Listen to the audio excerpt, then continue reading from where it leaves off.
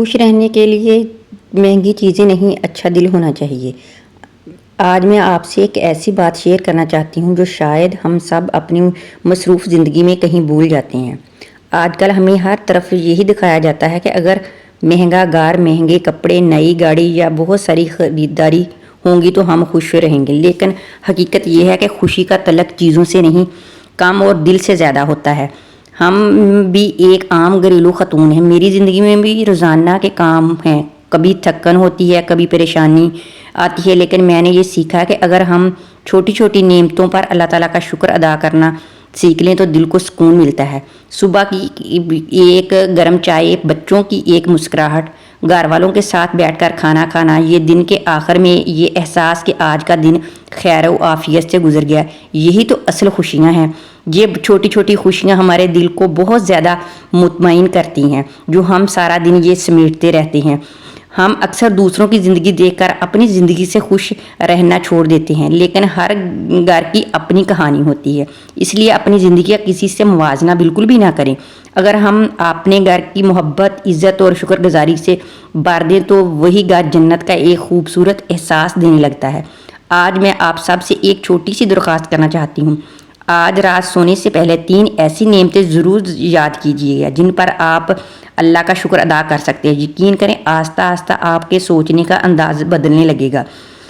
تو اگر ہم یہ سمجھیں کہ اب فلاں کے پاس یہ چیز ہے، ہمارے پاس نہیں ہے، تو ہم جو ہمارے پاس چیز ہے بہتر ہے کہ ہم اس پر اللہ تعالیٰ کا شکر ادا کریں۔ شاید ہو سکتا ہے جو آپ کے پاس چیز ہو وہ کسی کے پاس اور کسی کے پاس بھی نہ ہو۔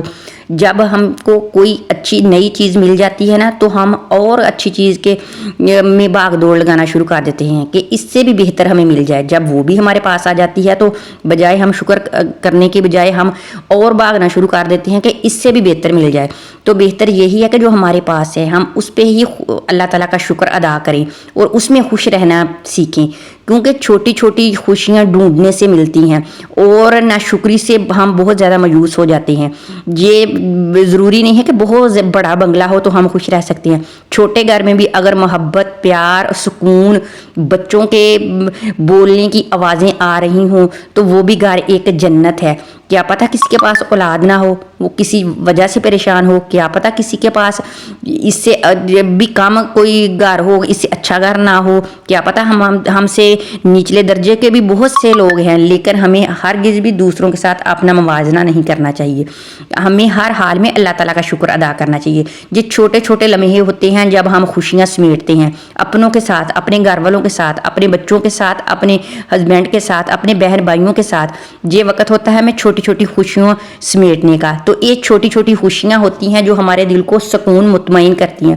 یقین مانیں اگر ہم یہ چھوٹی چیزوں پر اللہ تعالیٰ کا شکر ادا کرنا سیکھ جائیں اور خوش رہنا سیکھ جائیں تو ہم زندگی میں بہت آگے نکل سکتے ہیں، اور ہم اللہ تعالیٰ کا شکر ادا ہر کروڑ بار کرنا چاہیے۔ اللہ تعالیٰ نے کیا پتہ ہمارے پاس جو جتنی نعمتیں ہیں کسی کے پاس نہ ہوں، تو ہمیں اللہ تعالیٰ کا شکر ہر حال میں ادا کرنا چاہیے۔ کیا پتہ اگر کسی کے پاس گاڑی ہے تو وہ سکون سے نہ رہ رہا ہو، اس کی بھی اپنی کہانی ہوتی ہے، اس کی زندگی میں بہت زیادہ پریشانیاں ہوتی ہیں۔ جس کو ہم کہیں نا کہ جس سے پوچھ لو وہی اس دور میں دکھی ہے، اور جس سے نہ پوچھو وہ سکھی ہے، تو ایسا ہی ہے۔ تو جو ہم دیکھتے ہیں نا، وہ کہتے ہیں نا ہر چیز چمکتی چیز سونا نہیں ہوتی، تو اس طرح ہر کسی کے پیچھے کوئی نہ کوئی کہانی ضرور ہوتی ہے۔